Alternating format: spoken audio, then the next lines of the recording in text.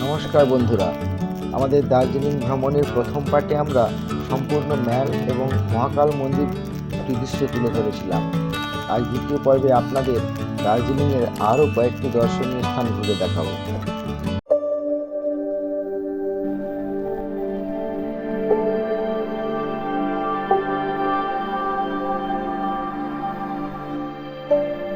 দার্জিলিং আসবো আর tiger hill থেকে সূর্যোদয় দেখবো না, এমনটা হয় না।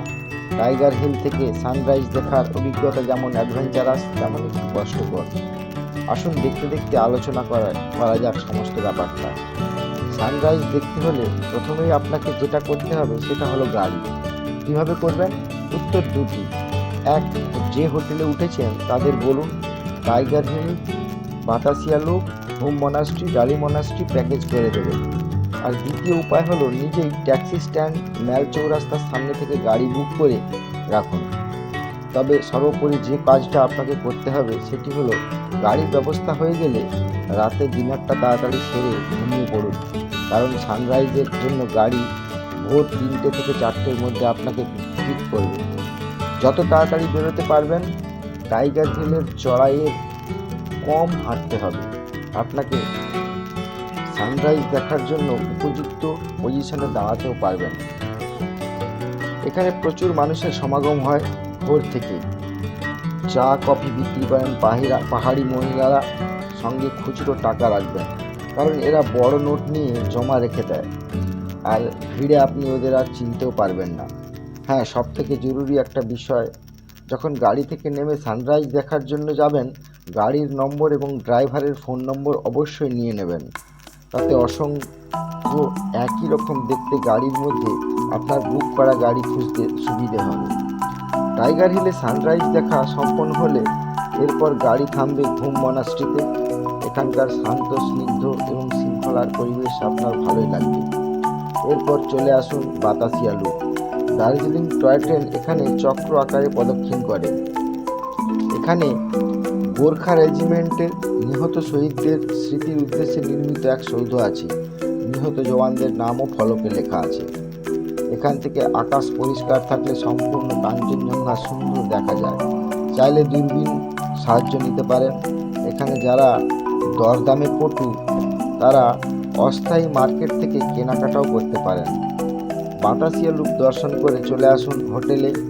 এরপর লাঞ্চ সেরে বেরিয়ে পড়ুন পদ্মাজা নাইডু হিমালয়ান জুলজিক্যাল পার্কে এবং হিমালয়ান মাউন্টেরিয়ান ইনস্টিটিউট।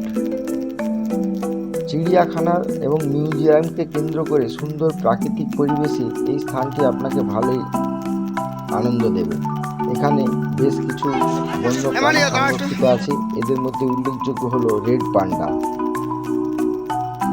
এই পার্কটি ঘুরে দেখতে আপনার বেশ কিছুটা সময় ব্যয় করতে হবে।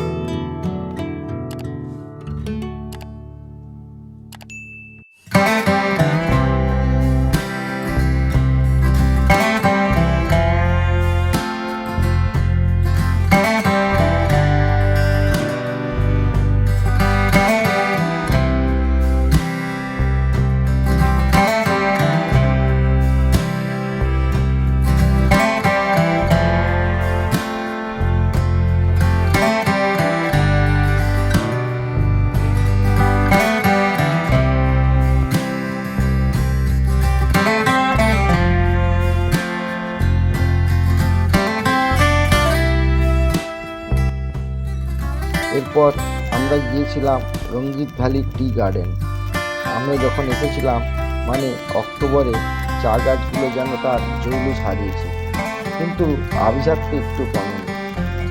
চাইলে এখান থেকে চা সংগ্রহ করতে পারেন, তবে খুব দরদাম করে এবং পরখ করে তবেই নেওয়া উচিত। সময়ের অভাবের জন্য আমরা দার্জিলিংয়ের রোপওয়েতে চড়তে পারলাম না। তেনজিং নর্গের রক ক্লাইম্বিং এর দৃশ্য দেখাতে পারলাম না সন্ধে হওয়ার কারণে।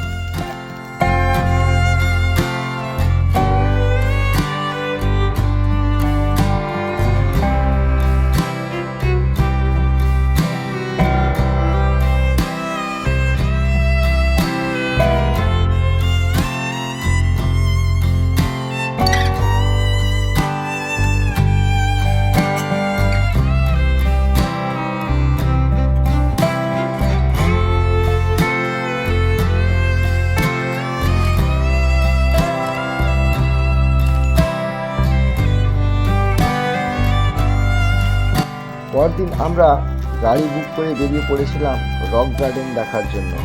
পাহাড়ের অনেক নিচে একদম খাড়াই রাস্তা দিয়ে যেতে হয়, বিশেষ করে বয়স্ক যারা একটু ভয় লাগবে। খাড়াই রাস্তা দিয়ে ফেরার সময়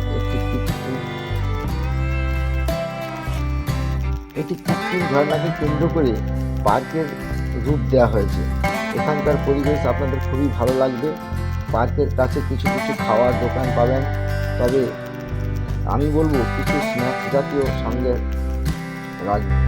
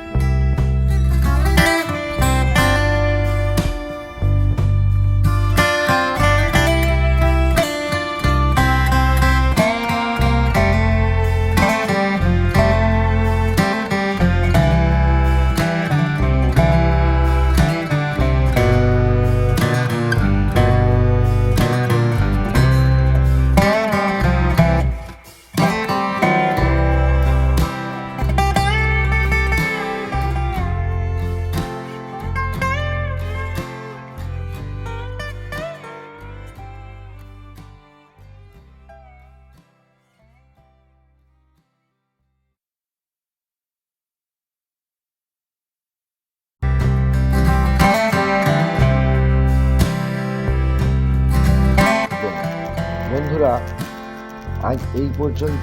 পরবর্তী ভিডিওতে দার্জিলিংয়ের আরও কিছু দর্শনীয় স্থান এবং প্যাকেজ নিয়ে আলোচনা করব। ভিডিওটা সম্পূর্ণ দেখার জন্য ধন্যবাদ। দয়া করে চ্যানেলটি সাবস্ক্রাইব করবেন, লাইক, কমেন্ট ও শেয়ার করতে ভুলবেন না। ধন্যবাদ।